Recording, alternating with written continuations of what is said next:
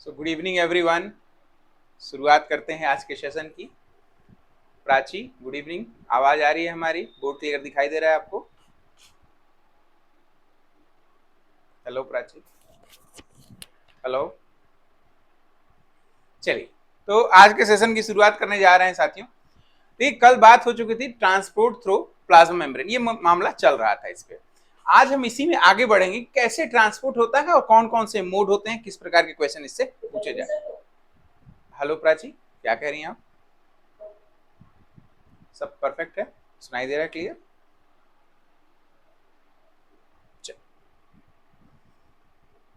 तो देखो क्या है। हाँ प्राची बोलो।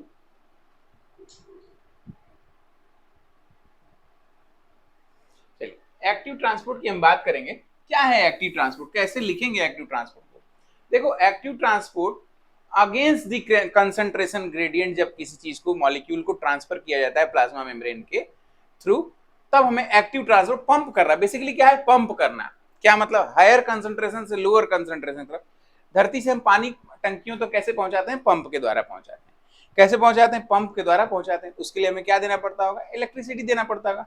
वैसे ही जब प्लाज्मा मेम्ब्रेन के थ्रू किसी चीज को पहुंचाया जाता है और उसमें एनर्जी की रिक्वायरमेंट एक्टिवली पहुंचाया जाए, मतलब against concentration gradient. Against concentration gradient का मतलब क्या है? कोई चीज अगेंस्ट कब होगी? जब पहले से क्या हो, एक जगह पे कम हो, एक जगह पे कम हो, एक जगह पे ज्यादा हो।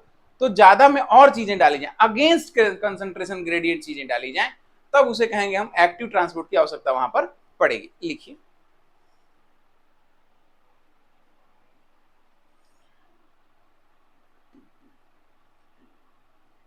Transfer of molecules against concentration gradient, against concentration gradient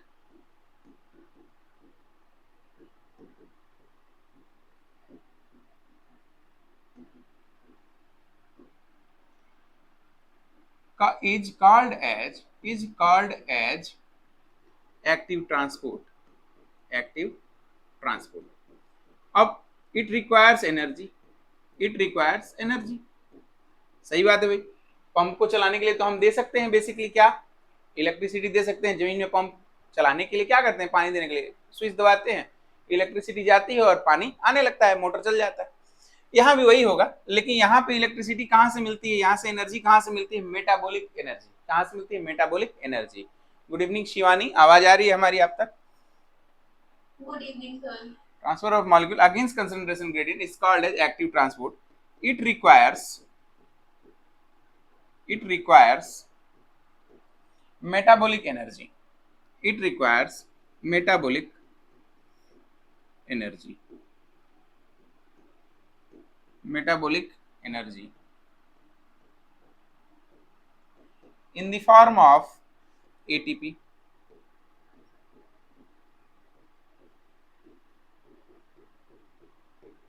in the form of ATP। या क्या होगा? इसको क्या चाहिए भाई? मेटाबॉलिक एनर्जी चाहिए ही, in the form of ATP. हो गया, इसे नोट कर लीजिए, metabolic energy in the form of ATP. ऐसे कौन कौन सी चीजें होती हैं जो एक्टिवली इसको ट्रांसपोर्ट करने में काम आएंगी? एक्टिवली ट्रांसपोर्ट करने में क्या काम आएंगी? देखिए, अगर हम बात करें एक्टिव ट्रांसपोर्ट की, it may be of two types. Active transport may be of two types. कौन कौन सा हो सकता है? Active transport may be of two types. Passive transport भी दो प्रकार के हो सकते हैं और एक्टिव ट्रांसपोर्ट भी दो प्रकार के हो सकते हैं। एक हो सकता है primary active transport, primary active transport,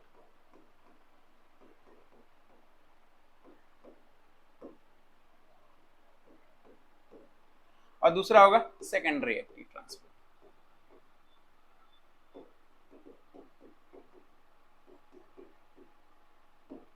ठीक है, ट्रांस लिख के छोड़ दो, डॉट लगा देना। क्या होगा प्राइमरी एक्टिव ट्रांसपोर्ट? क्या है? जब पंप को डायरेक्टली जो ट्रांसफर कर रहा है पंप, उसको डायरेक्टली मेटाबॉलिक एनर्जी से कपल्ड कर दिया, डायरेक्टली मेटाबॉलिक एनर्जी से कपल्ड कर दिया जाए, तो उस प्रकार के ट्रांसपोर्ट कहेंगे कि primary active transport, primary active transport. कल यहाँ पैसिव वाले में लिखवा दिए थे कि बचा हुआ है, बताओ। पैसिव वाले में बचा हुआ है ना, आराम से बोलो, हमारे तक भी आवाज आ जाएगी आराम से, ठीक है।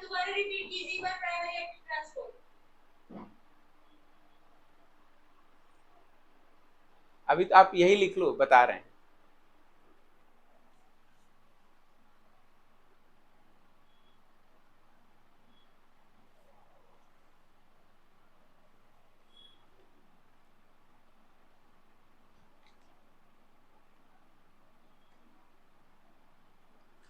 हो गया, यहां तक नोट कर लिया है सभी लोगों ने? प्राची, शिवानी, सभी लोगों ने हो गया? ओके। अब देखो, हेडिंग लिखो प्राइमरी एक्टिव ट्रांसपोर्ट, हेडिंग लिखो प्राइमरी एक्टिव ट्रांसपोर्ट, ठीक है। हेडिंग लिखो primary active transport.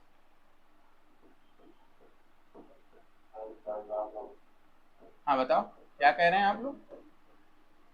Primary active transport.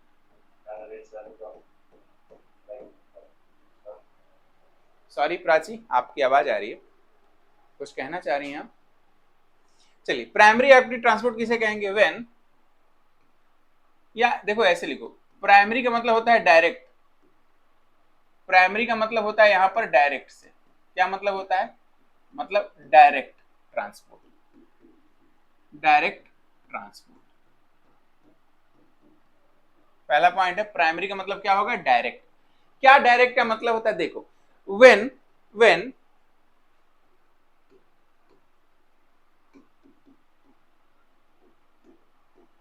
Transport of molecule या ट्रांसपोर्टर मॉलिक्यूल या transporter is directly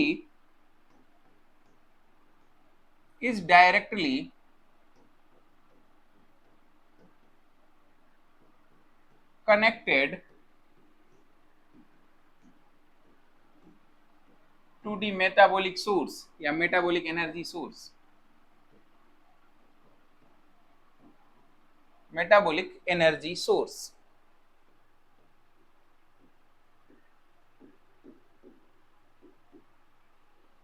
when transporter is directly connected to the metabolic energy source, इस condition में क्या होगा?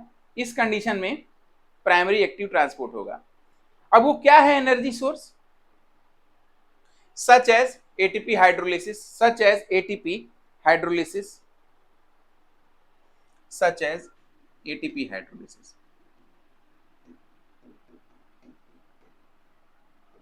इसका एग्जाम्पल लिखोगे तब ज्यादा समझ में आएगा। हाइड्रोलिसिस, देखो बेटा क्या है, इसका एक एग्जाम्पल लिखो प्राइमरी एक्टिव ट्रांसपोर्ट का। Sodium potassium ATPase pump, sodium potassium ATPase pump.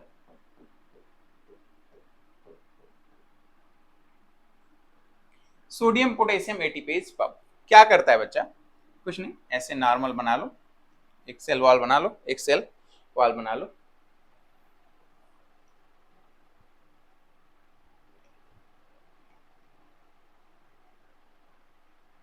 ये देखो, ये प्लाज्मा मेम्ब्रेन है, ये भी प्लाज्मा मेम्ब्रेन है, यहाँ पंप है, यहाँ पंप है। ये क्या है? सोडियम पोटेशियम एटीपेज पंप है, सोडियम पोटेशियम एटीपेज पंप। क्या है? ये सोडियम पोटेशियम एटीपेज पंप है। इसका काम क्या है बच्चों? इसका काम है 3 सोडियम को अंदर ले जाएगा, 3 सोडियम को अंदर ले जाएगा और 2 पोटेशियम को बाहर कर देगा, ठीक है। सॉरी, इसका काम क्या है इस एटीपेज पंप का? एटीपेज का मतलब ये डायरेक्टली, ये जो सोडियम पोटेशियम का ट्रांसपोर्टर है, ये जो ट्रांसपोर्टर है सोडियम पोटेशियम का, इसका काम है सोडियम को ले जाना और पोटेशियम को ले आना, सोडियम को ले जाना, पोटेशियम को ले आना, ये काम है। लेकिन इस काम को करने के लिए कितना किराया लेता है? वो एटीपी का किराया लेता है, एटीपी का किराया लेता है। मेरी बात फिर से सुनो, प्राइमरी एक्टिव ट्रांसपोर्ट में हम उस प्रकार के ट्रांसपोर्टर का इस्तेमाल करते हैं जो डायरेक्टली कनेक्ट हो जाता है एटीपेज से या सोर्स ऑफ एनर्जी से, सोर्स ऑफ एनर्जी से डायरेक्टली कनेक्ट हो जाता है, उसे कहेंगे हम प्राइमरी एक्टिव ट्रांसपोर्ट। जैसे हमारे मोटर, जो पानी वाले मोटर होते हैं, वो क्या है? Primary active transport. क्या करेगा वो? हम जैसे ही स्विच, डायरेक्ट तार कनेक्ट हो जाता है, स्विच दबाते हैं तो चल के पानी ऊपर भेज देता है। यहां तक क्लियर है सबको? उसी तरह से प्राइमरी एक्टिव ट्रांसपोर्ट में क्या होगा? प्राइमरी एक्टिव ट्रांसपोर्ट में एटीपीज डायरेक्टली इस सोडियम पोटेशियम के ट्रांसपोर्टर से कनेक्ट हो जाएगा। सोडियम पोटेशियम का ट्रांसपोर्टर है, उससे जाके एटीपीज कनेक्ट हो जाएगा। एटीपीज का काम है एटीपी को हाइड्रोलिसिस करना, हाइड्रोलाइज करके एटीपी की एनर्जी को इसको दे देना। ठीक, करेगा क्या ये करेगा काम। इसका बेसिकली काम ऐसे है, तीन सोडियम आयन को ये बाहर ले जाता है और 2 सोडियम आयन को ये अंदर ले आता है, सॉरी 2 पोटेशियम आयन को ये अंदर ले आता है। ये आउटर सरफेस है, आउटर सरफेस, और ये इनर सरफेस है। इससे क्या होगा, इनर नेगेटिव बना रहेगा। इनर मेम्ब्रेन हमेशा नेगेटिव रहती है सेल की, उसे मेंटेन रखने के लिए ये पंप काम में लाया जाता है। क्वेश्चन कैसे पूछेगा, देखो एक बार क्वेश्चन पूछा है, ये शायद मध्य प्रदेश में पूछा है या फिर पूछा है हरियाणा में, 2 जगह में से कहीं एक जगह पूछा है। क्या पूछा है, मध्य प्रदेश या हरियाणा पीएससी में यह क्वेश्चन पूछा गया कि सोडियम पोटेशियम एटीपेज पंप कितने आयंस का ट्रांसपोर्ट करता है सेल के बाहर में और सेल के अंदर में। ठीक है, क्या जवाब देंगे, sodium potassium ATPase pump,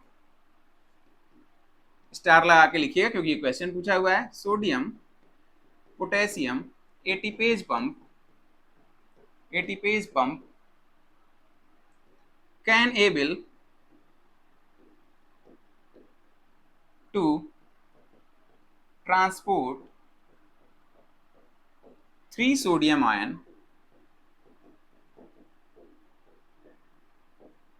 outside the plasma membrane and bring 2 potassium ion inside the plasma membrane। ठीक है, inside the plasma membrane, ये काम इसका करता है।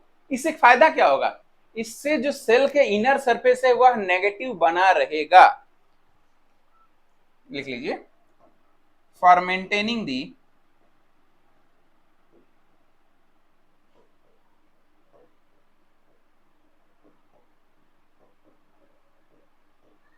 Inner layer negative.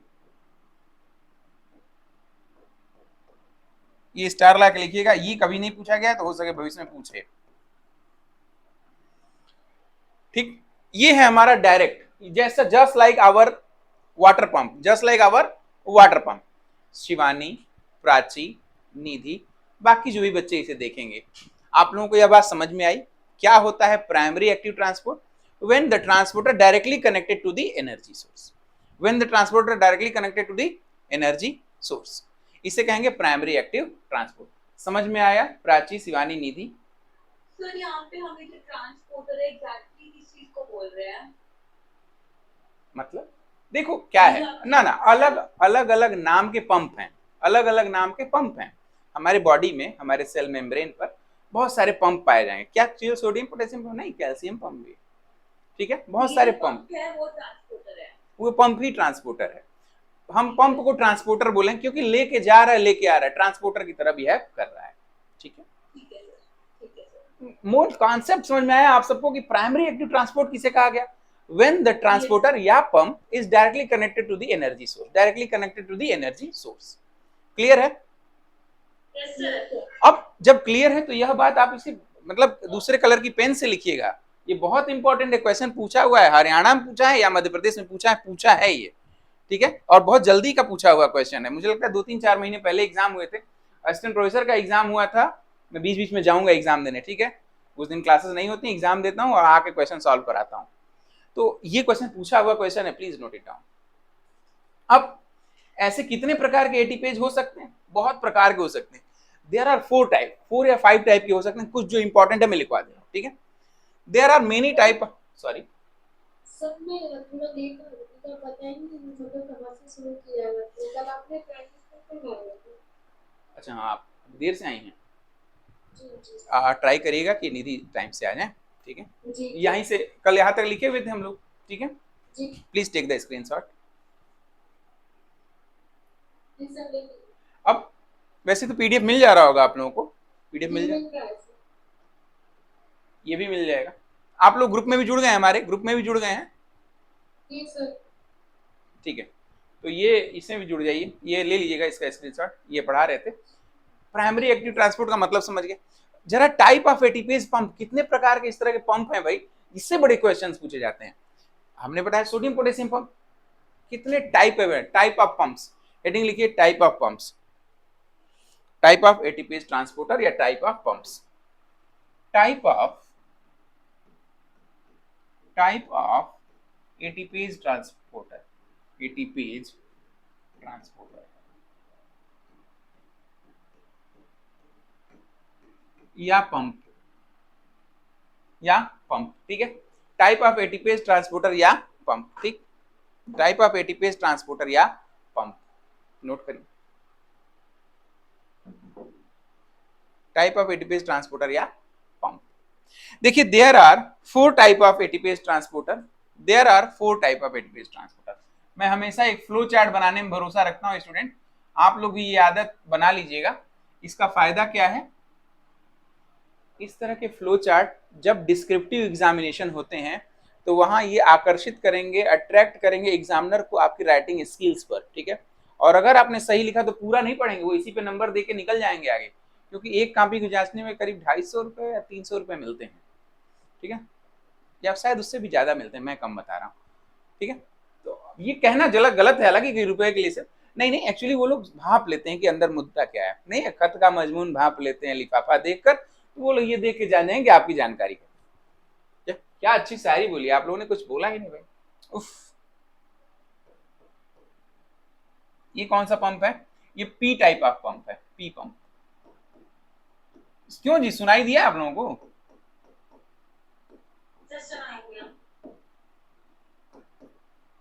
खत का मजमून जान लेते हैं लिफाफा देखकर, सारी वाह वाह वाह वाह कहो भाई। चलो भाई, इसकी क्या बात है, इट इंक्लूड्स, यही लिखवा, चलो बाद में लिखवा देंगे, पहले नाम लिख लो। फिर ये होगा V type of pump, V type of pump, V type. फिर एक हो जाएगा एबीसी ट्रांसपोर्टर, एक F type of pump, F type. एक हो गया ABC transporter, ABC transporter, transporter, ठीक है विद्यार्थियों। पी टाइप ऑफ पंप या पी पंप भी बोलते हैं, वी पंप, एफ पंप या F type of pump, ABC transporter.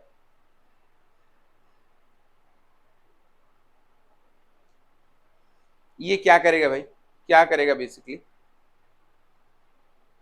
देखो P type of pump basically responsible होता है इनर मेम्ब्रेन को नेगेटिव बना के रखने के लिए।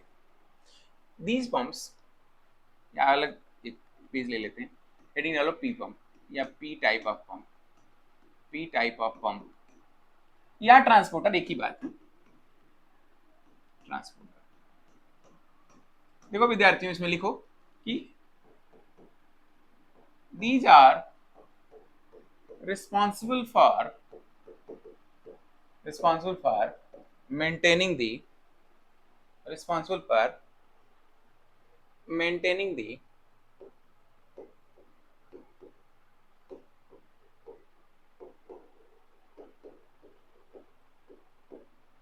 inner membrane negative, inner membrane, मैं किसकी बात कर रहा हूं, प्लाज्मा मेम्ब्रेन की, ठीक है। Inner plasma membrane negative, inner surface का नेगेटिव बना के रखने में हेल्प करती है। इनर मेम्ब्रेन नेगेटिवली चार्ज्ड,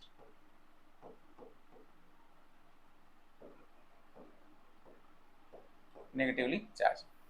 सामान्य अवस्था में जो सेल है, सेल की आउटर मेम्ब्रेन पॉजिटिवली चार्ज होती है, इनर मेम्ब्रेन नेगेटिवली चार्ज होती है, ठीक। तो these are responsible for maintaining the inner membrane negatively charged. What type of pumps it includes? In P type of pump, in P type of pump, in P type of pump,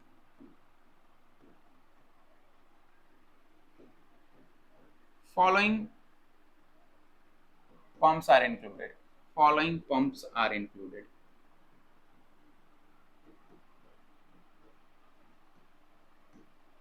पहला होगा sodium potassium pump,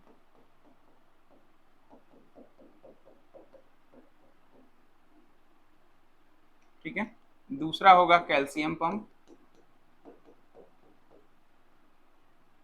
sodium potassium pump, calcium pump, ठीक। ये जो pump हैं, ये जो pump हैं, ये सब क्या करेंगे, ये करेंगे एनर्जी को, मतलब जो इनर लेयर है उसको नेगेटिव बना के रखने का काम करेंगे। बात करते हैं हम लोग वी टाइप ऑफ पंप पे। देखो बात करेंगे हम लोग यहाँ पर इस वी टाइप ऑफ पंप पे, वी टाइप ऑफ पंप पे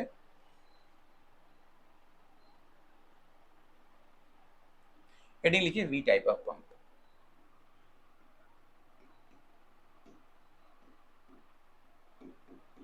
देखो नाम ही बता रहा है कि वी है, वी का मतलब क्या होगा, वैक्यूल्स। वी का मतलब क्या होता है, वैक्यूल्स। ये जो पंप हैं वो प्रोटॉन को पंप करते हैं साइटोसोल से एक्सोसाइटोसोल स्पेस में। these pumps these pumps can able to pump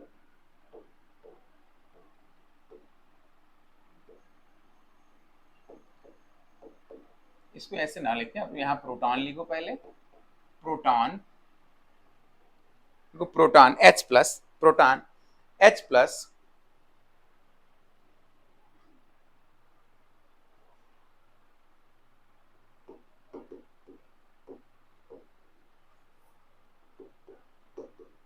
H plus ion from cytosol to exocytoplasmic space, exocytoplasmic space, ठीक है। साइटोसोल से कहां भेज देंगे, एक्सोसाइटोप्लाज्मिक स्पेस से। अगर हम मान लें, ये फिगर देख लो,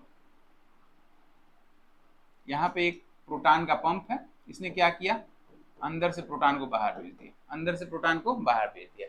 अब जब प्रोटॉन बाहर चल जाएगा तो अंदर क्या हो जाएगा, अंदर क्या हो जाएगा बच्चों, अंदर नेगेटिविटी बढ़ जाएगी, अंदर क्या होगी, नेगेटिविटी बढ़ जाएगी, सही है। कुल मिला के एसिडिटी बढ़ जाएगी, क्या होगा, कुल मिला के एसिडिटी बढ़ जाएगी। हाइड्रोजन आयन कंसंट्रेशन क्या हो जाएगा, वहां पर कम हो जाएगा, जिससे क्या होगी, एसिडिटी बढ़ जाएगी। एसिडिटी क्या होगी, ड्यू टू दिस, यहाँ एरो यहाँ लगाना है आपको,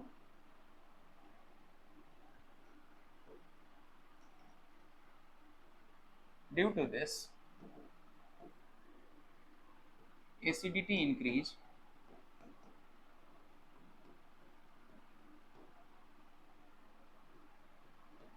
in the cytosol, in the cytoplasm, ठीक है, acidity increase in the cytoplasm. कहाँ कहाँ पाए जाएंगे, ये पाए जाएंगे प्रोटॉन पंप पाए जाएंगे वैक्यूल्स में, प्रोटॉन पंप पाए जाएंगे लाइसोसोम में। लाइसोसोम को आपको कोशिका की क्या कहा जाता है, इसे सुसाइडल बैग कहा जाता है, suicidal bag of the cell कहा जाता है ना, कोशिका की आत्मघाती थैली कहा जाता है, सुना है आप लोगों ने।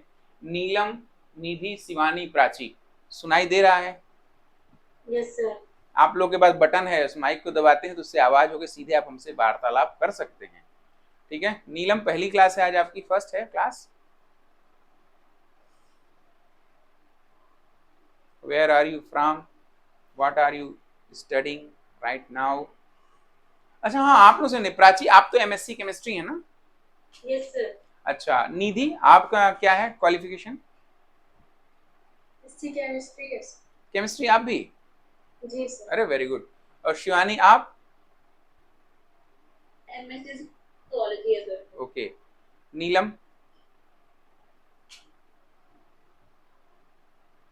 लग रहा है नीलम तक हमारी आवाज पहुंच नहीं पा रही टेक्निकली, चलिए कोई बात नहीं। तो मेरे रसायनज्ञों, आप लोगों को ये बात समझ में आ रही है, समझ में आ रही है, प्राची, शिवानी, निधि, सबको समझ में आ रहा है, नीलम, ठीक है। अब देखो बेटा कहाँ पाया जाएगा, it found in V type of pump, found in कहाँ पाया जाएगा, वैक्यूल्स, इनकी जगह पे ऑन लगाओ, फाउंड ऑन वैक्यूल्स, ठीक है। और कहाँ पाया जाएगा, पाया जाएगा लाइसोसोम, लाइसोसोम में। वैक्यूल्स की लेयर जो मेम्ब्रेन है, सेल मेम्ब्रेन, वैक्यूल्स की सेल मेम्ब्रेन को टोनोप्लास्ट कहते हैं। अनगिनत बार क्वेश्चन पूछा जा चुका है, मैं बार बार बताऊंगा, याद हो जाएगा। लाइसोसोम को suicidal bag of the cell भी कहा जाता है। ठीक है, स्टार ला के कॉपी के ऊपर फटाफट नोट कर लीजिएगा, बार बार लिखने से प्रैक्टिस हो जाती है। ठीक, अच्छा ये क्या है, ये वास्तव में है क्या? ये है प्रोटॉन पंप। ये क्या है? प्रोटॉन पंप है। ये क्या है? प्रोटॉन पंप है। प्रोटॉन पंप, प्रोटॉन पंप क्या है? Is an example of V type of pump. V type pump का एग्जाम्पल क्या है? Proton pump. हो गया। अब अगला देखो, इसके बाद हमने बात किया था कि F type of pump. F type of pump आप लोग जानते होंगे, हेडिंग लिखो, F type of pump.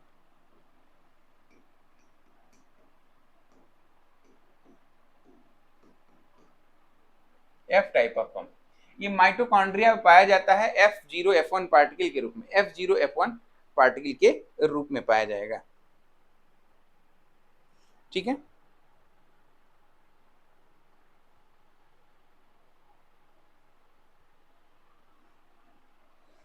this pump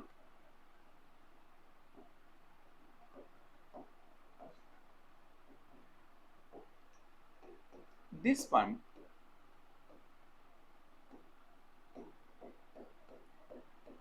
present in the inner membrane of mitochondria। जब मैं माइटोकॉन्ड्रिया सेल आर्मी पढ़ाऊंगा तो इसके बारे में भरपूर चर्चा होगी, फिलहाल अभी यहां भी जान जाओ। Inner membrane of the mitochondria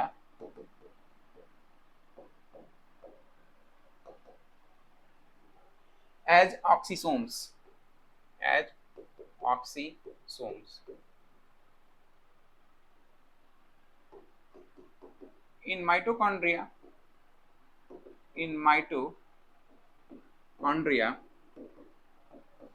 F type of pump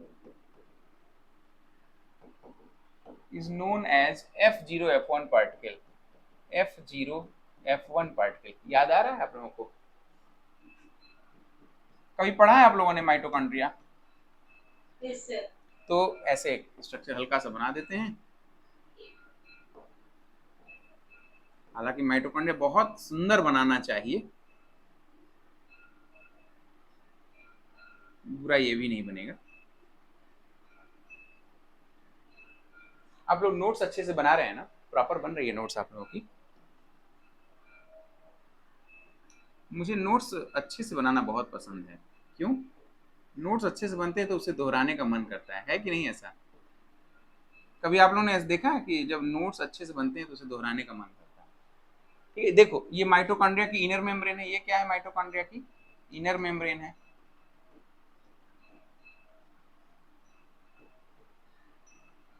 इस इनर मेम्ब्रेन पे ये देखो, ये जो लगे हुए हैं, इसको जरा जूम करके दिखाते हैं।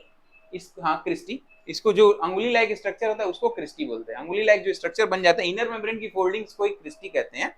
ये जो क्रिस्टी पर ये जो स्ट्रक्चर, जरा मैं इसको बाहर निकाल के जूम करना चाहता हूँ, तो ये देखो ऐसे है, थोड़ा सा जूम कर दिया, मोबाइल होता है ना ऐसे ऐसे करके जूम लोग करते हैं।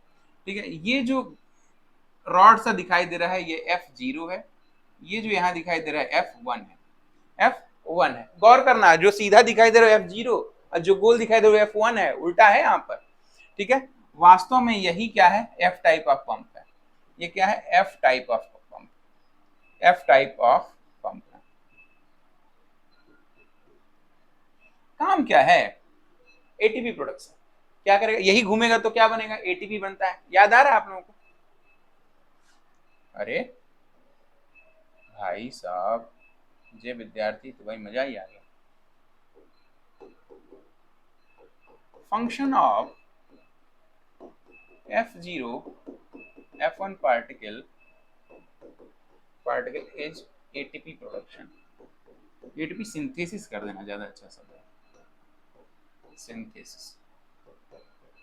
एटीपी सिंथेसिस क्या फंक्शन है इसका? एटीपी सिंथेसिस इसका फंक्शन होगा। ठीक है, क्या सिर्फ एटीपी सिंथेसिस करता है? नहीं नहीं, इसका बाकी क्या करेगा? ये बाकी ये same, sometime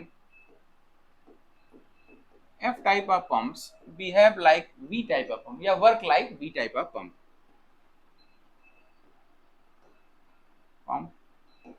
functions similarly like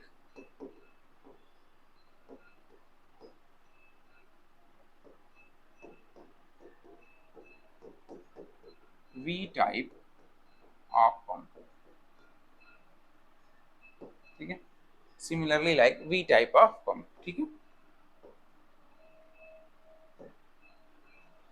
हो गया बच्चों। अब एबीसी,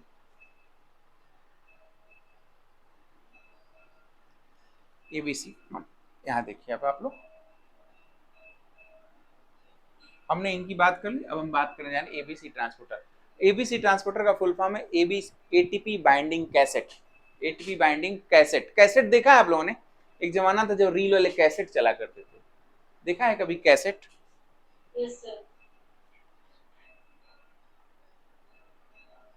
ठीक है, एटीपी बाइंडिंग कैसेट, हेडिंग डालो ABC transporter, ABC transporter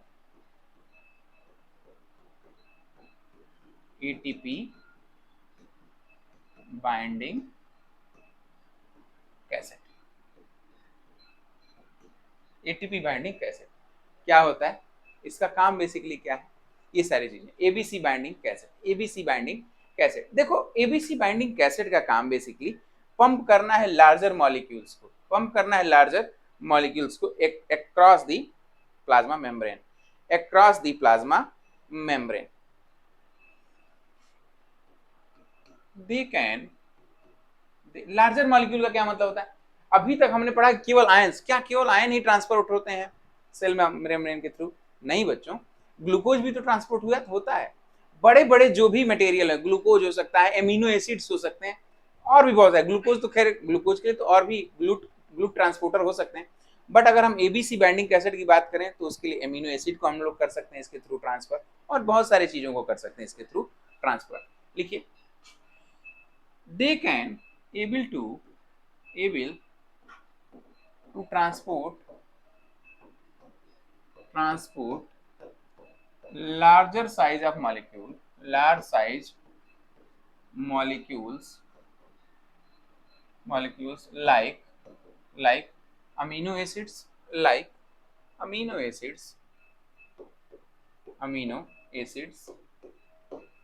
carbohydrate, amino acids, carbohydrate, ठीक है, sugar and ions, carbohydrate, amino acids, carbohydrate, sugar and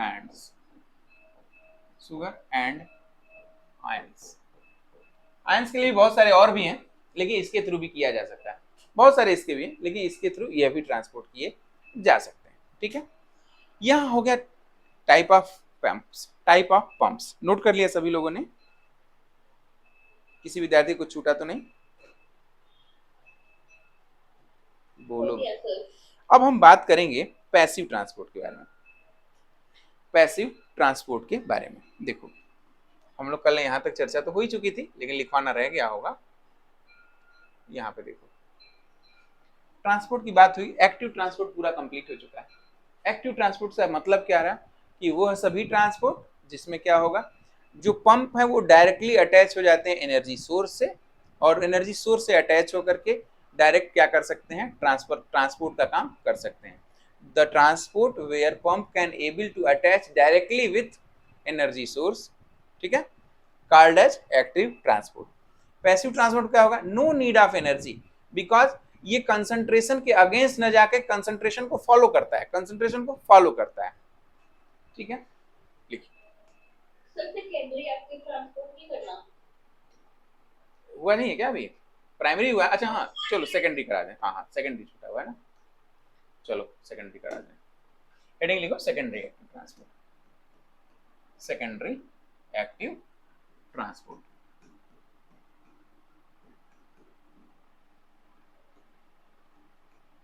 secondary active transport, देखो ऐसा ट्रांसपोर्ट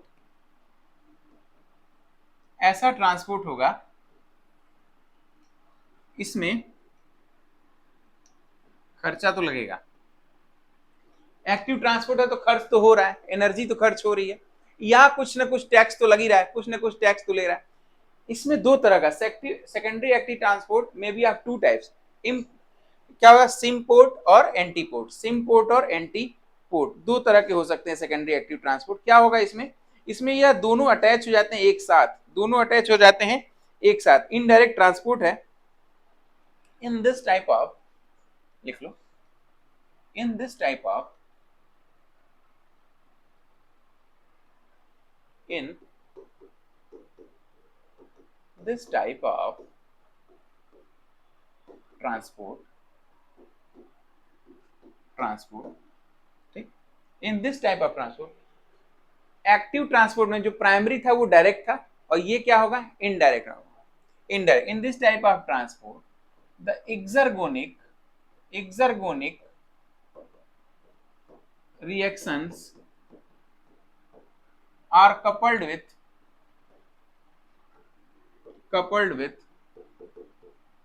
इंडरगोनिक रिएक्शंस, या इंडरगोनिक ट्रांसपोर्ट भी कर सकते हैं। रिएक्शन की जगह पे ऐसा करो विद्यार्थियों, ट्रांसपोर्ट करो, इससे क्या होगा, यह पता रहेगा कि सिर्फ ट्रांसपोर्ट की ही चर्चा हमें यहाँ करनी है। होता रिएक्शन ही, लेकिन लिखते हैं ट्रांसपोर्ट है यहाँ पे। ट्रांसपोर्ट एक्सर्गोनिक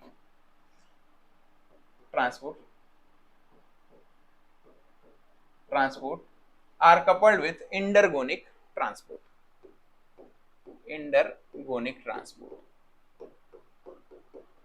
एक में क्या होगा, एक में एनर्जी बाहर निकलेगी तो दूसरे में एनर्जी क्या होगी, रिक्वायर्ड होती है। एक में एनर्जी बाहर निकलती है तो दूसरे में क्या हो जाती है, बोलो भाई, कुछ नहीं। देखो क्या है, अगर एक्सर्गोनिक है, इसमें क्या होगा, एक्सर्गोनिक ट्रांसपोर्ट होगा तो एनर्जी बाहर की तरफ निकलेगी, उस एनर्जी का यूज दूसरी चीज को अंदर ले आने के लिए कर लिया जाएगा, होता एनर्जी का ही रिक्वायरमेंट। देखो क्या होगा, अगर यहां से एक्सर्गोनिक रिएक्शन हुआ, गोनिक ट्रांसपोर्ट हुआ, तो उसको अंदर ले आने के लिए, यहां पर दूसरी चीज को अंदर ले आने के लिए इसकी एनर्जी को यहां पे इस्तेमाल करके वापस ले लेंगे, इंटरगोनिक ट्रांसपोर्ट।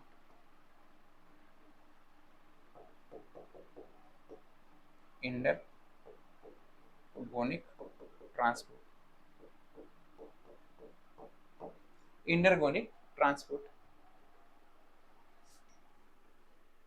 ठीक है, इंटरगोनिक ट्रांसपोर्ट। मेरी बात समझ में आ रही है, होता क्या है बेसिकली, एक्सर्गोनिक इंटरगोनिक रिएक्शंस आप जानते होंगे, ऐसे रिएक्शंस जिसमें एनर्जी क्या होती है, बाहर की तरफ रिलीज आउट हो रही होती है, एक्सर्गोनिक। जिस रिएक्शन को करने के लिए एनर्जी की आवश्यकता होती है उसे इंटरगोनिक रिएक्शन करते हैं। जब इन दोनों रिएक्शंस को कपल कर दें, मतलब जिससे एनर्जी, इसको ले आने के लिए अगर एनर्जी निकली यहाँ पे रिलीज हुई, उस एनर्जी का यूज कर लिया गया इसको वापस ले आने के लिए, दूसरे मॉलिक्यूल को वापस ले आने के लिए। अब सेकेंडरी एक्टिव ट्रांसपोर्ट को हम लोग इनडायरेक्ट ट्रांसपोर्ट भी तो कर सकते हैं, क्यों, एक को ले गया तो दूसरे को ले गया। ये तो बात वैसी होगी कि एक गाड़ी ट्रांसपोर्ट के लिए गई, एक ट्रक जाता है, जब कोई माल लेकर ट्रक गया कर्नाटक, तो कर्नाटक से लौटे समय वहां से भी कोई माल लेकर के आएगा, तो दोनों तरफ में उसका फायदा हो जाता है, बेसिकली वो सेकेंडरी ट्रांसपोर्ट हुआ, इनडायरेक्ट ट्रांसपोर्ट हुआ इस तरह का। इधर से ऊर्जा निकली, उधर से उस ऊर्जा का इस्तेमाल, एनर्जी का इस्तेमाल फिर से कर लिया गया मॉलिक्यूल को वापस ले आने में। गाड़ी गई थी तो माल लेकर के चली आई, खाली आने से तो बेहतर ही था। देखिए सेकेंडरी एक्टिव ट्रांसपोर्ट, सेकेंडरी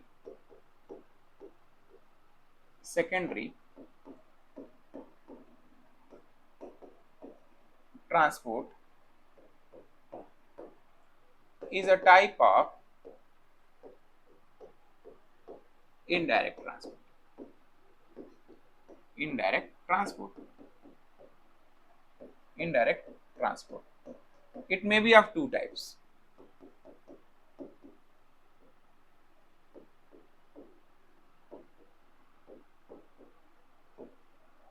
दो तरह के हो सकते हैं, कौन कौन से हो सकते हैं, एंटीपोर्ट और सिमपोर्ट। एंटीपोर्ट और सिमपोर्ट, तो पहले सिमपोर्ट लिख लो,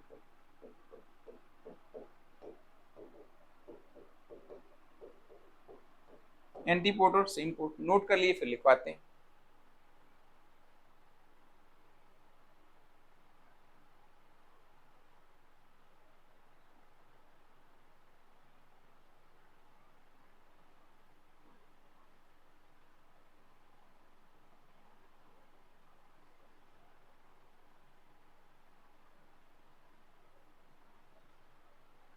ठीक है, एंटीपोड या सिम्पोड।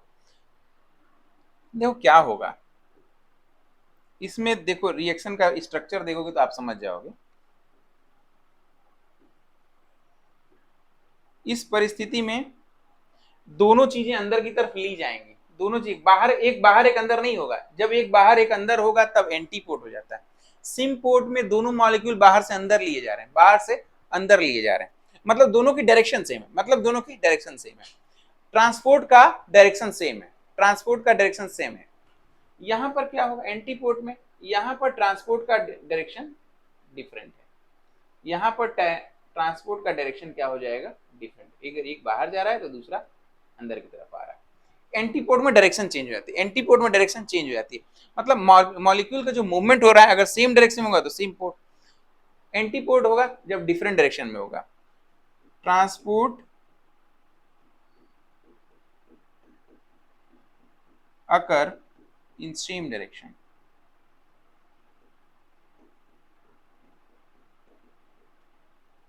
यहां पर in different direction।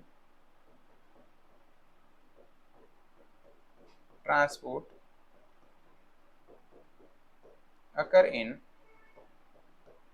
different direction, different directions।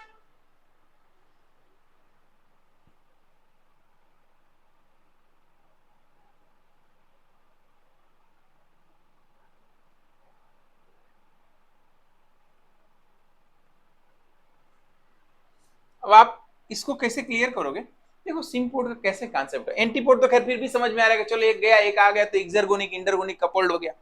सिम्पोड को कैसे डिफाइन करेंगे, सिम्पोड को डिफाइन कर लेंगे सोडियम ग्लूकोज पंप द्वारा। सोडियम और जब ग्लूकोज का पंप होता है तब डिफाइन कर पाएंगे। तो क्या होगा, सोडियम और ग्लूकोज का अगर हम डिफाइन करें, सबसे पहले सोडियम को बाहर भेजा जाता है, सोडियम को बाहर सेल मेम्ब्रेन से बाहर भेजा जाता है, सोडियम बाहर चला गया, ठीक है, अंदर नेगेटिव आ गया, सोडियम बाहर, यहाँ देखो सोडियम को बाहर भेजा जाता है, फिर अंदर नेगेटिव आ गया, नेगेटिव हो गया।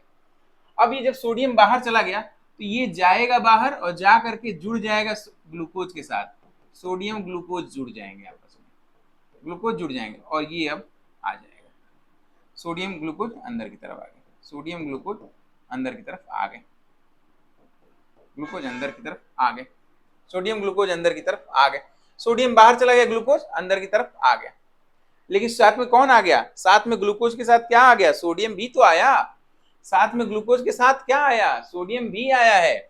अगर हम इसको दो टुकड़े में देखें कि अंदर आके ये क्या हो रहा है, रास्ते से ये भी टूट जाएगा, रास्ते से ये भी तो टूटेगा, ऐसे कर लो, ग्लूकोज को लेकर के अंदर आ जाएगा, तो ग्लूकोज भी आ गया और जो भेजा गया था वो भी आ गया, जो भेजा गया था वो भी आ गया, सोडियम जो भेजा गया था वो भी आ गया।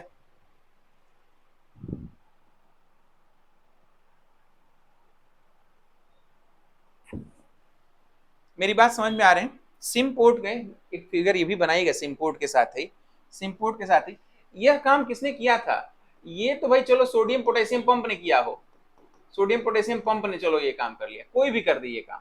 सोडियम को पहले बाहर भेजा ल्यूमेन में, पहले बाहर भेजा क्या, ल्यूमेन में चला गया, बाहर जाओ, फिर वहां जाकर के ये ग्लूकोज से जुड़ा, ग्लूकोज से जुड़ के लेकर के आया, तो जो सोडियम बाहर गया वो वही सोडियम अंदर आ रहा है, फिर से सेम डायरेक्शन हो गई, ग्लूकोज के साथ सोडियम अंदर भी आ गया, ऊपर भी था और नीचे भी आ गया, ऊपर भी जो दिखाई दे रहा है Na प्लस ग्लूकोज और Na प्लस ग्लूकोज नीचे भी दिखाई दे रहा है, इसको कहते हैं सिम्पोर्ट, इसको कहते हैं सिम्पोर्ट। क्वेश्चन क्या पूछेगा, सिम्पोर्ट में डायरेक्शन कौन सी होती है, सिम्पोर्ट में डायरेक्शन कौन सी होती है, सेम डायरेक्शन में मूवमेंट होता है, अपोजिट डायरेक्शन में मूवमेंट होता है, नो मूवमेंट होता है, या नन ऑफ द अबव, बताएंगे आप लोग। सेम डायरेक्शन, डायरेक्शन सेम होगी, ये पता चल रहा है ना आप लोगों को क्या कैसे किया गया, होता कैसे, पहले सोडियम पोटेशियम पंप से सोडियम को बाहर भेज दिया जाता है, बाहर भेज दिया गया सेल के, अब वहां जाके ये सोडियम क्या है, ग्लूकोज से जुड़ जाएगा, ग्लूकोज से जुड़ जाएगा, जैसे ही ये ग्लूकोज से जुड़ेगा फिर लेकर के अंदर आएगा और अंदर आके फिर से टूट जाएगा, तो जो सोडियम बाहर गया वो सोडियम भी अंदर आ गया, साथ में ग्लूकोज को भी अपने साथ ले आया, तो सोडियम और ग्लूकोज दोनों डायरेक्शन में आपको नजर आ रहे हैं, सोडियम और ग्लूकोज दोनों डायरेक्शन में आपको नजर आ रहे हैं, इसीलिए इसे कहा जाएगा कि ये सेम डायरेक्शन में हुआ और इसलिए ये सिम्पोर्ट है। बाकी एंटीपोर्ट तो भाई कोई भी चीज एक्सर्गोनिक इंटरगोनिक हो सकता है, वो अपोजिट डायरेक्शन में अगर हो रहा होगा तो उसे क्या कहेंगे कि भाई ये क्या है, एंटी पोर्ट है। यह कॉन्सेप्ट क्लियर हो गया ना। सिम पोर्ट और एंटी पोर्ट से यही समझ क्वेश्चन आया है अभी तक। एक आया है कि भाई डायरेक्शन कौन सी है, डायरेक्शन कौन सी है, इसके अलावा और कोई क्वेश्चन, एक ही क्वेश्चन आया है कि कौन सी डायरेक्शन में होता है, कौन सी डायरेक्शन में होता है एंटी पोर्ट, डिफरेंट डायरेक्शन या अपोजिट डायरेक्शंस में होता है। ठीक है, समझ सबको क्लियर हो गया, प्राची, नीलम, शिवानी, सबको ठीक है, निधि क्लियर। चल विद्यार्थी अब आगे क्या बचा रह गया था इसमें, हाँ पैसिव ट्रांसपोर्ट पे आइए बात करते हैं। पैसिव ट्रांसपोर्ट, पैसिव ट्रांसपोर्ट ऐसा ट्रांसपोर्ट जो along द कंसंट्रेशन ग्रेडियंट हो, अपोजिट ना हो, along द कंसंट्रेशन ग्रेडियंट हो और उसमें एनर्जी की रिक्वायरमेंट ना हो। ठीक है, passive transport, the transport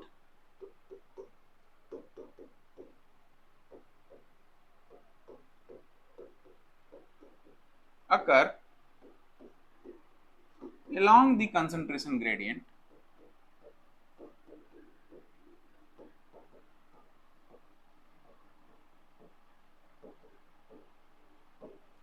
transport occur along the concentration gradient without the use of energy.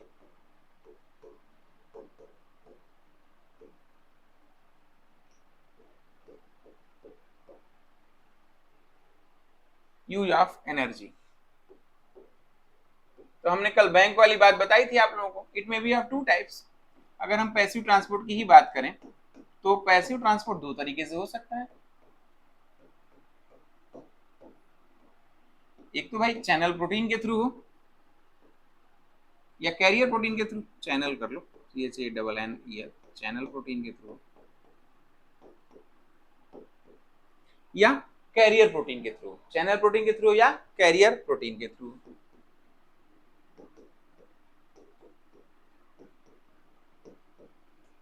Channel protein के थ्रू होगा या कैरियर प्रोटीन के थ्रू होगा।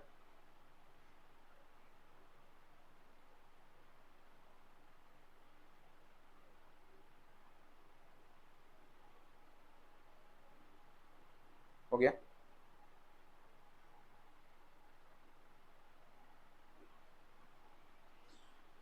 बच्चों इन कैरियर प्रोटीन को तो ट्रांसपोर्टर भी कहा जाता है, या ये कहो कि ये क्या है, एक प्रकार के ढोने वाले सामान है, एक प्रकार के ढोने वाले सामान। आइए चैनल प्रोटीन्स की बात करें, क्या है ये, they are the open pore like structure, open pores या pore like structure, structure short में लिखा हुआ है पोर लाइक स्ट्रक्चर, देखिए पूरा pore like structure present over the plasma membrane, plasma membrane through which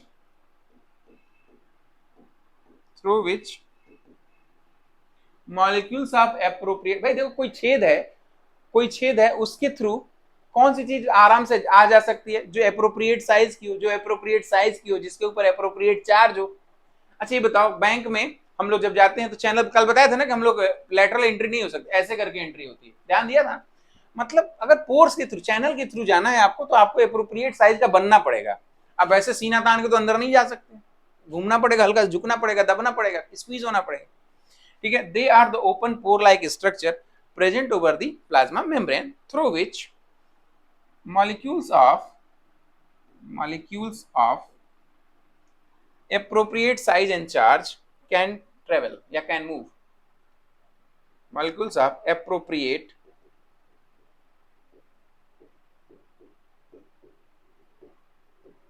size and charge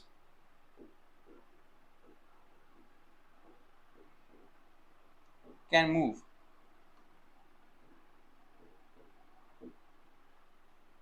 size and charge can move।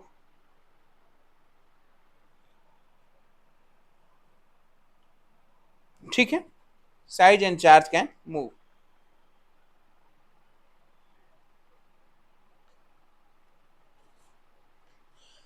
बहुत प्रकार के हो सकते हैं, कुछ के एग्जाम्पल नोट कर लो, जैसे voltage gated, voltage gated ion channels, एक एग्जाम्पल बस नोट करो, ज्यादा नहीं, ठीक है। आइए बात करें कैरियर प्रोटीन पे। क्या है carrier protein? Basically they are permeases, ये नॉन कोवेलेंटली बाउंड हो जाते हैं। नॉन कोवेलेंट बॉन्ड कौन कौन से होते हैं प्राची?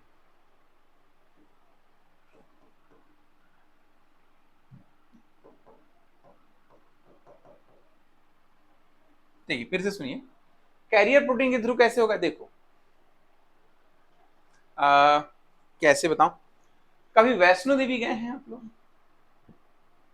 कहीं भी, चलो कोई बात नहीं। जब जो अगर कभी वैष्णो देवी की फोटोज देखें तो आप लोग देखेंगे कि पिट्ठू चलता है, लोग दूसरे व्यक्ति को या दर्शनार्थी को अपने पीठ पे बांध के लेके चले जाते हैं। देखा? अरे नमो नमो रे शंकरा गाना नहीं आया जिसमें वो सुशांत सिंह राजपूत ढो रहे हैं एक लेडी को, ध्यान दिया? गाना तो सुना होगा आप लोगों ने। Yes sir. तैयारी के चक्कर में गाना सुनना बंद कर दिया आप लोगों ने। सुना है सर। इतनी भी शिद्दत आवश्यक नहीं है, आराम से हो जाएगा, बस रोज करना है, ठीक है, जान नहीं देना है। आइए, तो उसमें क्या पिट्ठू, तो वहां पे सुशांत सिंह राजपूत किसकी तरह बिहेव कर रहे हैं? कैरियर प्रोटीन की तरह, कैरियर प्रोटीन की तरह। क्या करेंगे? बेसिकली कैरियर प्रोटीन इतने नाजुक तरीके से पकड़ते हैं, अगर मान लो इस मॉलिक्यूल को हमें ट्रांसपोर्ट करना है, इस मॉलिक्यूल को ट्रांसपोर्ट करना है, तो हम क्या करेंगे? को non covalently bound, covalent bound तो बहुत मजबूत हो जाएगा, नॉन कोवेलेंटली बाउंड करेंगे इसे। नॉन कोवेलेंट मतलब कमजोर तरीके से पकड़े। उसमें कौन कौन से बाउंड होंगे? वांडरवॉल हो जाता है, वांडरवॉल बॉन्ड हो जाता है, बिल्कुल जो ज्यादा नजदीक आ जाएगा वो उससे चिपक जाएगा, फिर पहुंचा के छोड़ देगा, पहुंचा के छोड़ देगा, क्रॉस करा के छोड़ देगा, प्लाज्मा मेम्ब्रेन को क्रॉस करा के आराम से छोड़ देगा। Basically carrier protein they are the permeases that non-covalently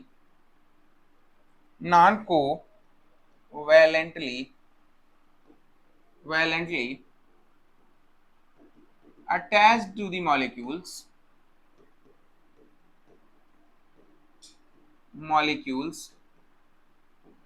and transport them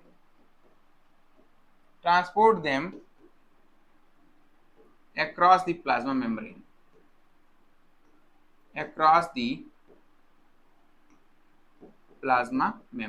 ठीक है, across the plasma membrane। ऐसे कौन सा भाई नॉन कोवेलेंटली अटैच हो जाएंगे और अक्रॉस द प्लाज्मा मेम्ब्रेन उसे भेज देंगे। अच्छा भाई, एक क्वेश्चन आया हुआ है कि नॉन कोवेलेंट बॉन्ड इंक्लूड, बताओ भाई, कोई केमिस्ट्री वाले हैं आप लोग? नॉन कोवेलेंट बॉन्ड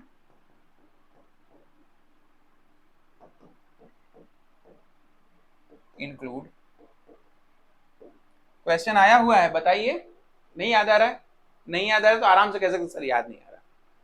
स्पष्ट बोलना ज्यादा अच्छा होता है, कोई बात नहीं, संपूर्ण थोड़ी याद रह सकते हैं हम लोग, इंसान है, बोलने का पूरा हक है। प्राची, अभी वर्तमान में याद आ रहा है क्या नॉन कोवेलेंट बॉन्ड कौन कौन से हो सकते हैं, कितने प्रकार के हो सकते हैं? चलिए कोई बात नहीं, देखिए ना बोलना एक बहुत बड़ी पावर है, इसमें चुप रहने से कोई फायदा नहीं, नहीं आ रहा तो नहीं आ रहा, इससे इंटरेक्शन तो कम से कम बनेगा। आइए, नॉन कोवेलेंट बॉन्ड में पहला होगा वांडरवॉल, नाम तो सुना होगा। Yes sir. Van der Waals bond. अच्छा, आयनिक, ये electrostatic bond, static bond. C होगा हाइड्रोफोबिक बॉन्ड,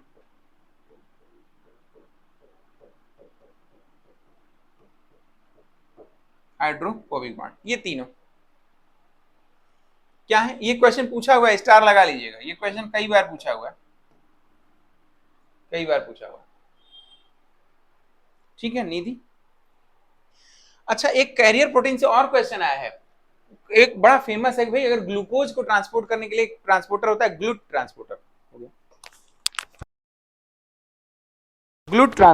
ट्रांसपोर्टर, ठीक है।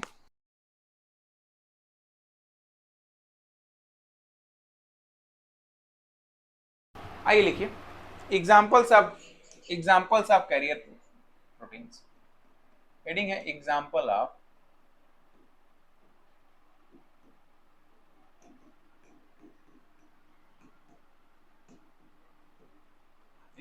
Carrier protein.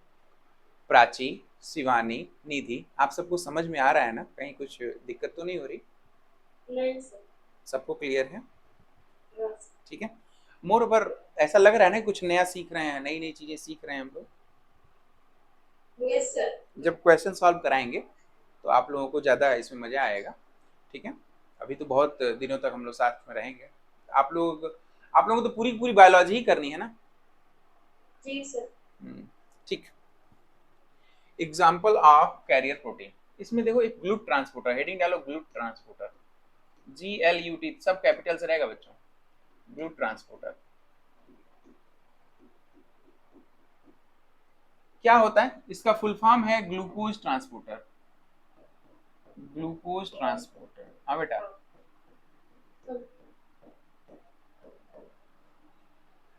ग्लूकोज ट्रांसपोर्टर, देखो ग्लूट भी कई प्रकार के होते हैं। ये क्या है? They are the they are the they are mainly they are mainly the transporter of glucose, transporter of glucose and insulin। Insulin भी नाम सुना होगा, इंसुलिन नाम सुना होगा, हाँ, insulin hormone Yes, sir. Sugar में, ब्लड शुगर में। चलो इससे दो क्वेश्चन आते हैं। इंसुलिन दो चेन का बना होता है, चेन ए और चेन बी। इंसुलिन किसका बना होता है? दो चेन का बना होता है, चेन ए और चेन बी, दो चेन का बना होता है। ठीक है, जब इंसुलिन कभी आएगा तो पढ़ाएंगे इसको। They are mainly the transporter of glucose and insulin. देखो जिसमें ग्लूट वन क्या है, एक चीज लिस्ट बनवा रहा हूँ, लोग बोलो GLUT GLUT two, GLUT3 GLUT three, GLUT GLUT four, GLUT GLUT five. ये नोट कर लो, ये इतने सारे हैं। लेकिन इससे फिर लिखने से फायदा क्या? लिखने से फायदा क्या? देखो पूछता है कि ग्लूटोन कहाँ पाया जाता है? फाउंड ऑब्लिक प्रेजेंट कर लो, प्रेजेंट ऑन आरबीसी या इरिथ्रोसाइट। कहाँ पाए जाते हैं ये? आरबीसी या इरिथ्रोसाइट पे पाए जाते हैं। ठीक है, आरबीसी या इरिथ्रोसाइट पे। ग्लूट टू कहाँ पाए जाते हैं? प्रेजेंट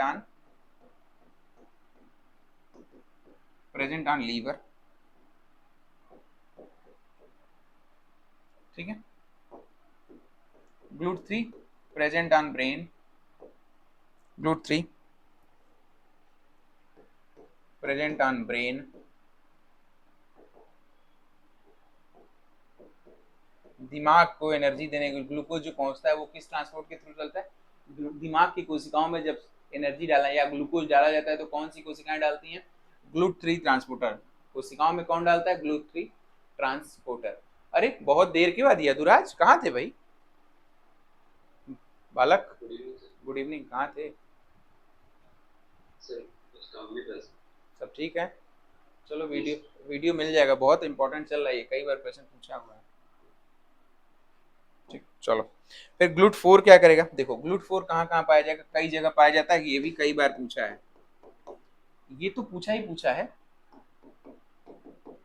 ब्रेन वाला भी पूछा है, ये वाला बहुत बार पूछ चुका है। ग्लूट फोर कहाँ कहाँ पाया जाएगा? स्केलेटल मसल में पाया जाएगा, present on skeletal muscles, skeletal muscles,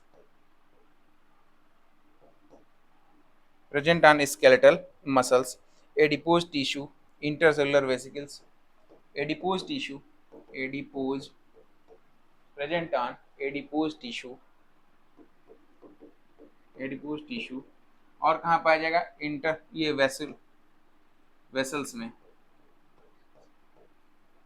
vessels में पाया जाएगा। ठीक है, या वेसिकल्स में कह लो, कहाँ पाया जाएगा? तो ये वेसिकल्स में पाया जाएगा, इंटरसेलुलर वेसिकल्स में, इंटरसेलुलर वेसिकल्स में।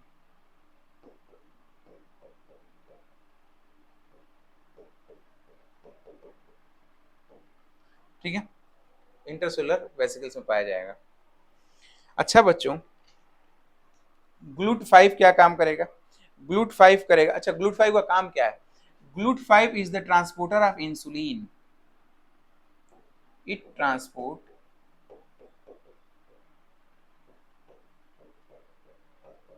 insulin.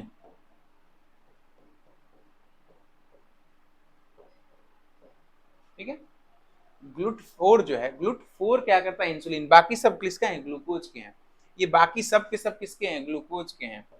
बाकी सब किसके हैं? ग्लूकोज के हैं। ठीक है, ये कहाँ पाया जाएगा? GLUT5 ये पाया जाएगा present on small intestine, present on small intestine, present on small intestine. ठीक है, GLUT1 2 3 और 5 ये सब ग्लूकोज के हैं। ग्लूकोज GLUT4 जो ट्रांसपोर्टर है वह कैरियर प्रोटीन किसका है? किसका है कैरियर प्रोटीन? इंसुलिन का। वेरी गुड, ये याद रखना, ये इंपॉर्टेंट है, याद रखना, ये इंपॉर्टेंट। ठीक है, एक सेकंड सर, लास्ट स्लाइड पे प्लीज दिखाइएगा।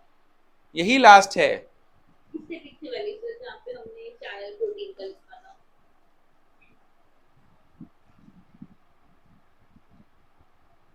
ये वाला?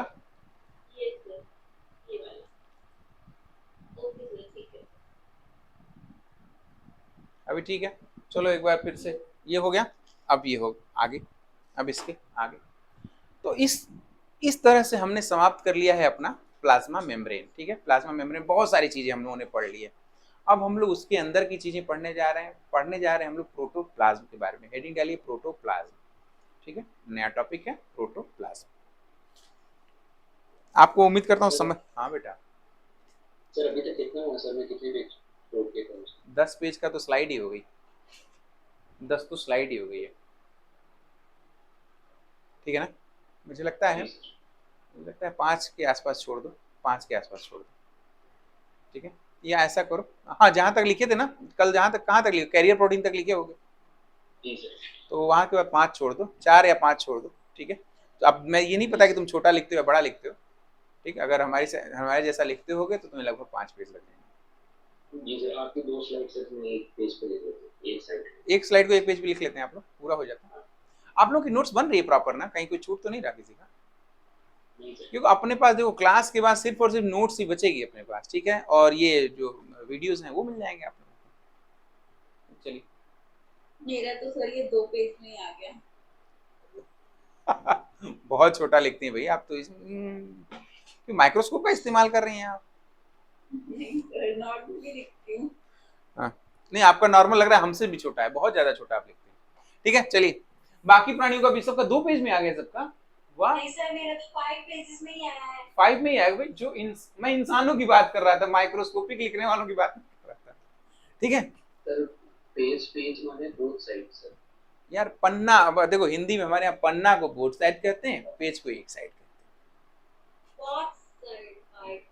बोथ साइड को पन्ना बोलते हैं, एक पन्ना। अब पेज को एक साइड को एक पेज बोलते हैं हमारे यहाँ से। ठीक है, अलग अलग जगहों की अलग अलग बातें हैं भाई। हमारे क्षेत्र में पन्ना का मतलब दोनों साइड, पेज का मतलब एक साइड। अब आप लोग जो समझ लो। ठीक है, कैसी कंजूसी कर रहे हो यार, छोड़ देना, 2-4 पेज छूट गया छूट गया। ठीक है, व्हाट इज दिस, इस पे बात क्यों हो रही है? आओ friends, we are going to talk about protoplasm. We are going to talk about protoplasm. Protoplasm, अच्छा देखो, कई बार लोग कंफ्यूज होते हैं, प्रोटोप्लाज्म का भी बोल देते हैं साइटोप्लाज्म। देखो, प्रोटोप्लाज्म इंक्लूड करता है 2 चीजों को। प्रोटोप्लाज्म इंक्लूड करता है क्या? 2 चीजों को। एक तो होता है न्यूक्लियस और दूसरा होता है उसका साइटोप्लाज्म। ठीक है, साइटोप्लाज्म। ठीक, इसी को इंक्लूड करता है। इसका मतलब अगर साइटोप्लाज्म कोई बोल रहा है तो सिर्फ लिक्विडी मटेरियल को बोल रहा है, लिक्विडी पार्ट को बोल रहा है। न्यूक्लियस को उसने माइनस कर लिया, न्यूक्लियस को उसने माइनस कर लिया, छोटा सा ही बना लिया। ठीक है, हेडिंग है प्रोटोप्लाज्म, हेडिंग है प्रोटोप्लाज्म। देखिए, किसने खोजा था भाई? खोज करता और था, बताओ थोड़ा। चलो, जब तक तुम लोग खोज करता बताओगे कॉपी से देख के, तब तक मैं लिख देता हूं।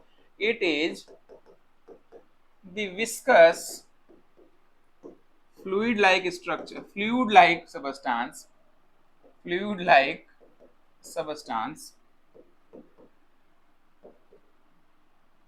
surrounded by plasma membrane. Plasma. ठीक है, शिवानी हो गया, प्राची, निधि, यदु। ठीक है, अब डिस्कवर किसने किया था भाई? प्रोटोप्लाज्म किसने डिस्कवर किया था? यहाँ तो सिर्फ लिखने में बिजी हैं लोग, बताएंगे नहीं। कोर्टी ने डिस्कवर किया था। टर्म किसने दिया था? Term protoplasm. ऑनलाइन में तो क्रोध भी नहीं कर सकते हैं। Term protoplasm पुरकिंजे, term protoplasm पुरकिंजे।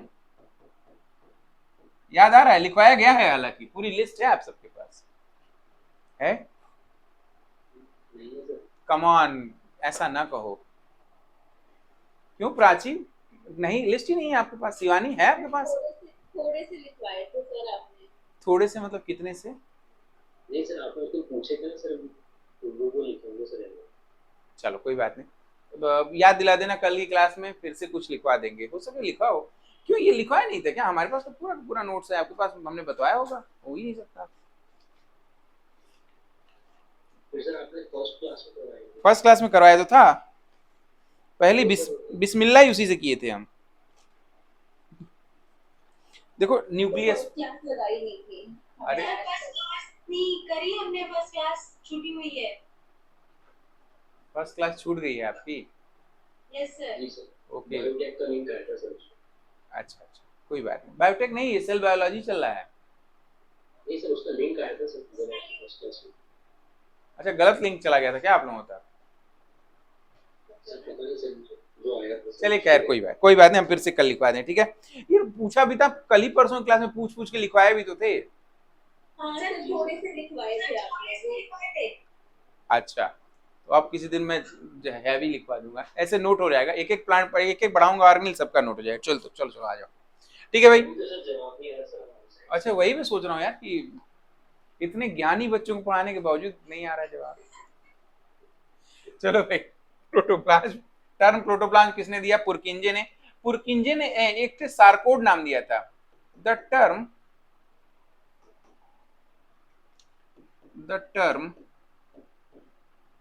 सारकोड was given by Dujardin.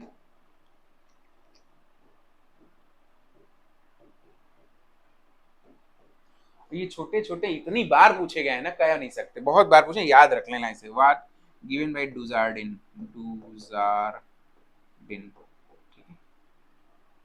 अरे यार, मैं तुम लोगों को एक तरीका बताता हूँ कैसे याद कर पाओगे। जानना चाहते हो कैसे करना है? एक जगह कैसे आ जाएगा ये चीजें? Yes sir. चलो, आपकी कॉपी, सबकी नई नई कॉपियां है ना? किसी के ऐसा नहीं पुरानी रखे हो? सबकी नई कॉपी है? जी सर। अपने कॉपी के लास्ट पेज पे चलो, लास्ट पेज पलट लो, जो एकदम ब्लैंक हो, लास्ट ऐसा पेज जो ब्लैंक हो, पलट लिया? Yes sir. ठीक है, अब लिखो प्रोटोप्लाज्म डिस्कवर बाय कोर्टी, इसको लिखते जाओ। हर रोज जो मैं पढ़ाऊंगा टर्म और साइंटिस्ट के नाम, उसको एक जगह पे लिखते चले जाना, ठीक है। आज ये तीन चीजें नोट कर लो, प्रोटोप्लाज्म डिस्कवर्ड बाय कॉर्टी, ठीक है, नोट करो। फिर term protoplasm given by Purkinje, term sarcode was given by Dujardin, ये नोट करो। हर रोज पढ़ाऊंगा तो आज 3 हो गया, कल 4-5 और हो जाएंगे, आज भी बहुत सारा होगा, अभी इसमें बहुत सारा है। तो धीरे धीरे क्या होगा, पूरी लिस्ट तैयार हो जाएगी, पूरी लिस्ट तैयार हो जाएगी, ठीक है।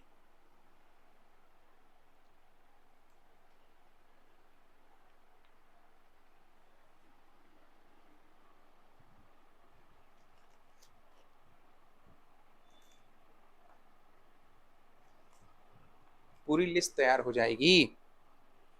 हाँ ना बोल दो, बस बस। मैं आप लोगों को कुछ दिखाना चाह रहा हूँ, मैंने क्या किया है, एक जगह मैंने एक किताब जैसा बना दिया है इसको, वही दिखाना चाह रहे थे।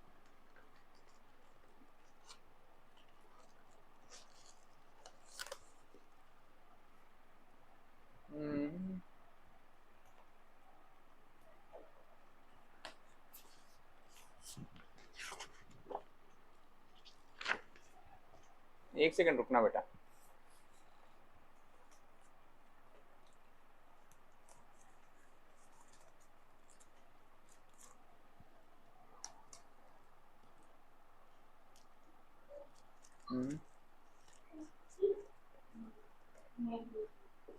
ओह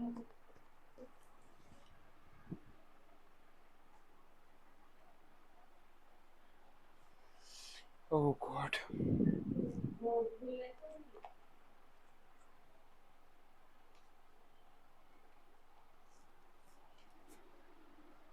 कई बार क्या होता है, चीजें इतनी सुरक्षित रख दी जाती हैं कि ऐसा लगता है कि बैंक में रख दिया हो, मिल ही नहीं रहा।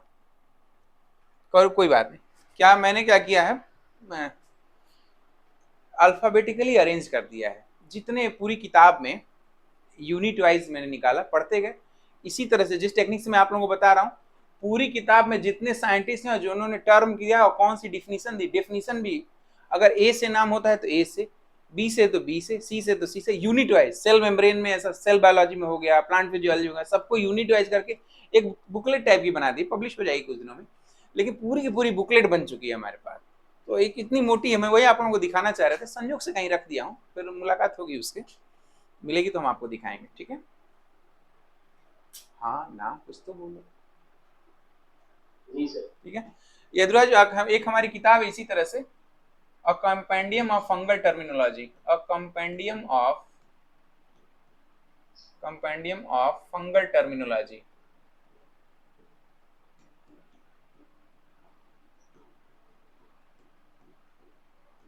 पूरी की पूरी मैंने वो बना लिया है, इसका डिक्शनरी टाइप का बना दिया है, किस टर्म का क्या मतलब है फंजाई के केस में, किस टर्म का क्या मतलब है एग्जैक्ट, उसकी डेफिनेशन भी है। और उसके, या तो मैंने उसकी फोटो को खुद खींचा है माइक्रोस्कोप में देख करके, या मैंने खुद ही आईपैड पे बना लिया उसको, वो सारा कुछ अल्फाबेटिकली अरेंज्ड है, ए से लेके जेड तक फंजाई के केस में। ठीक है, धीरे धीरे उसके रिप्रिंट्स भी आ रहे हैं, कंपेंडियम फंगल, ये अमेजोन पे भी अवेलेबल है, आप लोगों के लिए नहीं, लेकिन जो लोग इसमें इंटरेस्ट रखते हैं ना, उनके लिए बता रहा हूँ, ऐसे ऐसे कई किताबें बन सकती हैं।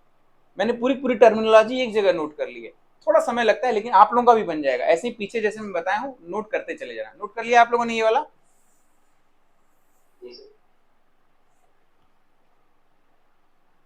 ठीक है, आगे चलो, अकम्पेनियम फंगल टर्मिनोलॉजी हो गया। चलो, हेडिंग डालो, फिजिकल नेचर ऑफ प्रोटोप्लाज्म। अच्छा, प्रोटोप्लाज्म के फिजिकल नेचर से बहुत सारे क्वेश्चन आए हुए हैं। Physical nature of protoplasm, physical nature of protoplasm, physical nature of protoplasm. ठीक है बेटा, इसके आधार पे बहुत सारी थियरीज दी गई हैं, बहुत सारी थियरी दी गई हैं, to explain this nature, to explain the nature of physical nature of protoplasm, to explain the physical nature of protoplasm,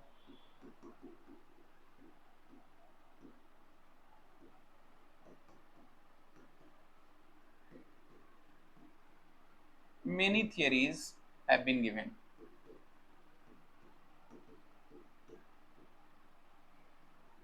have been given।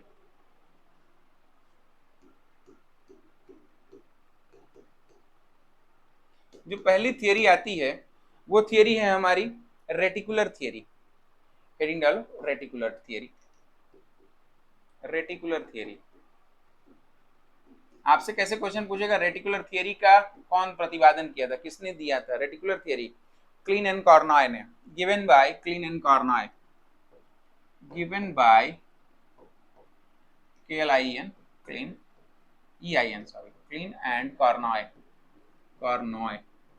ठीक है, क्या करोगे, पीछे पलटो, कॉपी पीछे पलटो, वहां पर reticular theory given by Klein and Carnoy लिख दो, एक जगह हो जाएगा। आप अभी लिखते चले जाओ, जैसे जैसे कह रहा हूँ, पीछे पलट के कॉपी के ये भी लिख लेना आपने, क्लीन एंड कॉर्नॉय। इन्होंने क्या कहा, इन्होंने कहा कि जो प्रोटोप्लाज्म है, प्रोटोप्लाज्म जाली का, जाली के जैसे या नेट लाइक स्ट्रक्चर से बना हुआ है, फिलामेंट से बना हुआ है। जो प्रोटोप्लाज्म है वह नेट लाइक फिलामेंट से बना हुआ है।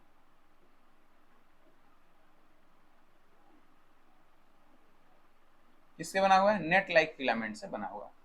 According to this, according to this theory, protoplasm is made up of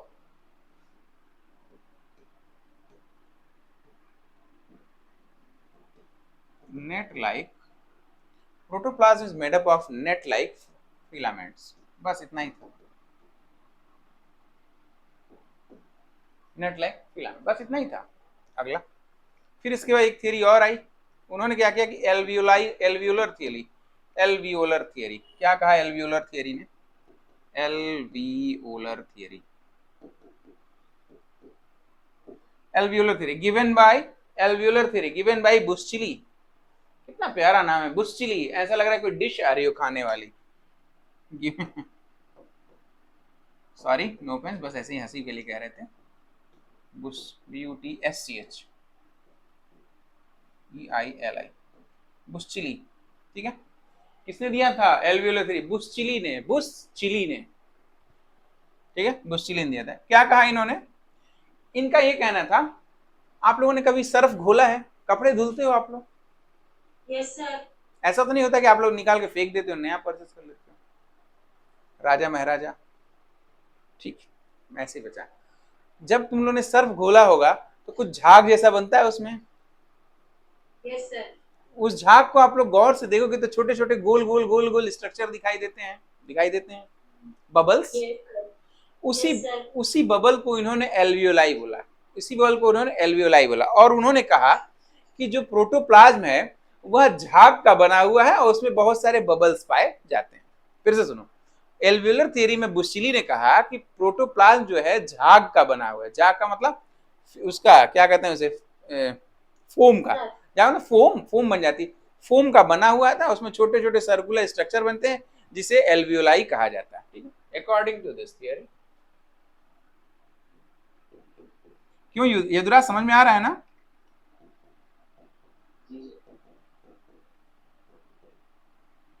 according to this, क्यों बाकी सभी स्टूडेंट, निधि, प्राची, शिवानी, यदु, सबको क्लियर हो रहा है ना? ऐसा तो नहीं किसी को छूट रहा हो, समझ में आ रहा है ना?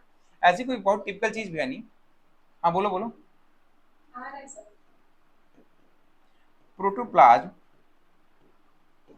is made up of foam like structure, foam like substances, foam like substance,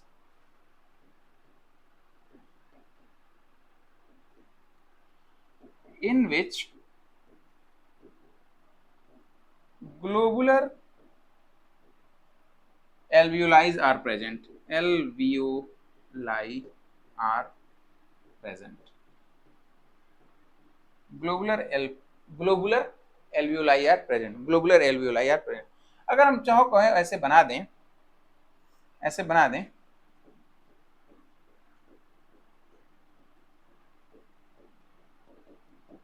ऐसे बना दें तो नहीं होगा, छोटे छोटे जो झाग जैसा दिखाई दे रहा है, तो इसी को इन्होंने एल्वियोलाई बोल दिया, इसी को इन्होंने एल्वियोलाई बोल दिया, ठीक है।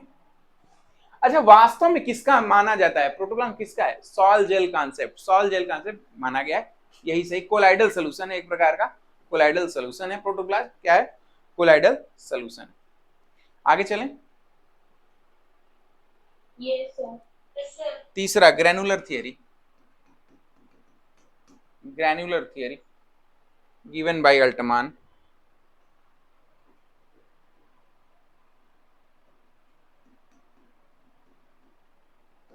गिवन बाय अल्टमान, वही है अल्टमान जो माइटोकॉन्ड्रिया वाले, गिवन बाय अल्टमान,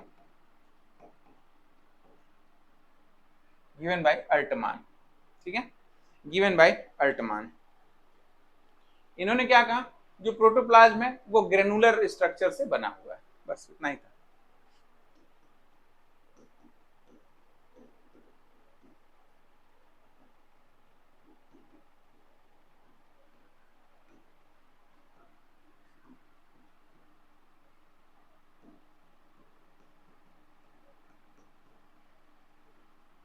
ठीक है, protoplasm made up of granular structure, इतना ही कहा उन्होंने, हो गया।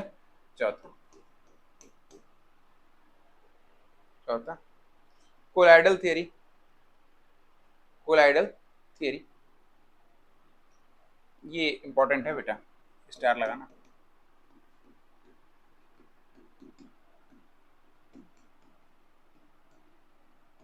गिवन बाय विल्सन,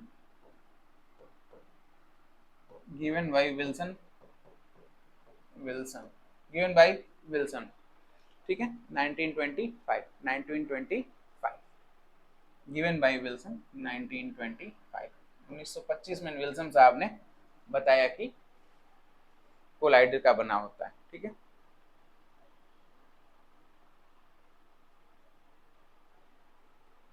ये थियरी तो दिया था विल्सन ने, but first time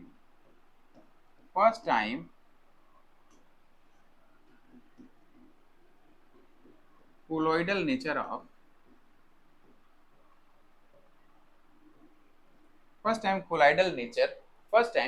colloidal nature of protoplasm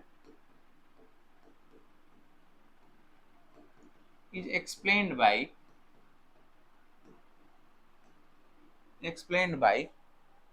Fisher and Hardy.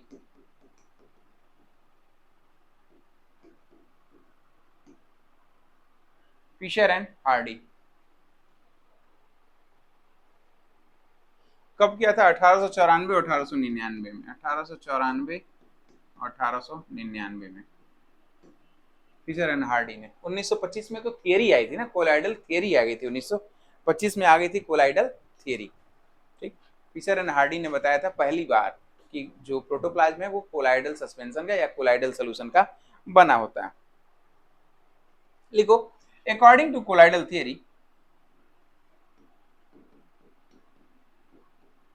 अगर कोई पूछे कोलाइडल थियरी किसने दिया है तो क्या बताएंगे कि विल्सन ने दिया है। कोलाइडल थियरी दिया है विल्सन ने, लेकिन जो कोलाइडल नेचर है किसका, प्रोटोप्लाज्म में, वो किसने बताया था सबसे पहले? फिशर एंड हार्डी ने।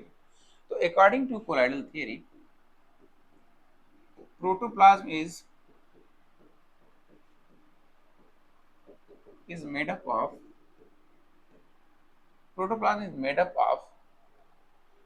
colloidal particles, made up of colloidal particles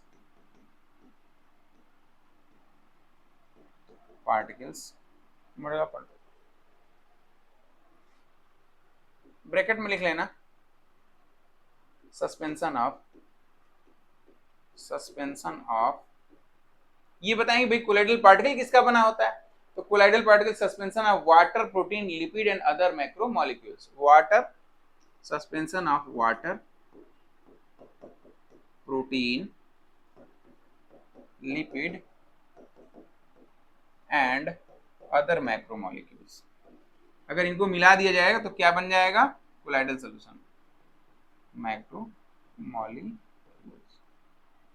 macromolecules, ठीक। इसके बाद बच्चों एक और कॉन्सेप्ट आ गया, वो भी इंपॉर्टेंट है इसलिए स्टार लगा रहे हैं, 5वां sol gel concept, sol gel theory given by Graham.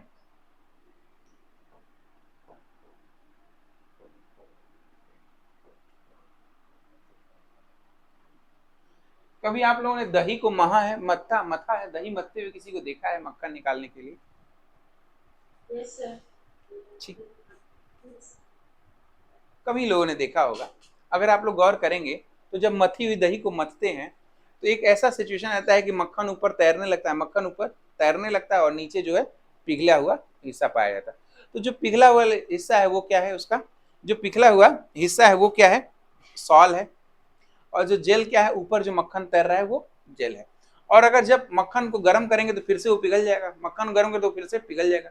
यानी सॉल और जेल आपस में क्या होगा? इंटर कन्वर्टेबल या कन्वर्जेबल होंगे, कन्वर्टेबल या कन्वर्जिबल होंगे। According to this theory,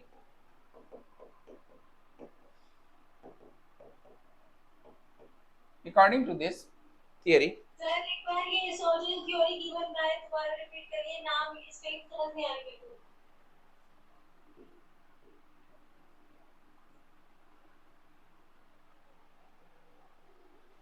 Graham bell, ठीक है बेल मत लगाना जी, ग्राहम बस, ठीक है।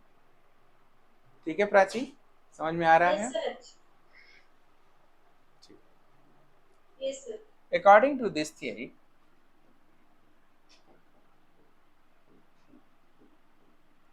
is made up of two components,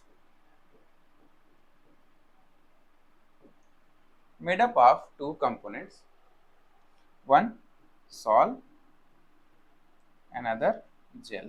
ठीक है, ठीक है। साल को आप लोग ना वो दही मान लो, क्या हुआ है, दही मान लेना, और जेल क्या है, उसका मक्खन है, और ये दोनों आपस में क्या है, इंटर कन्वर्जेबल है, इंटर कन्वर्जेबल है।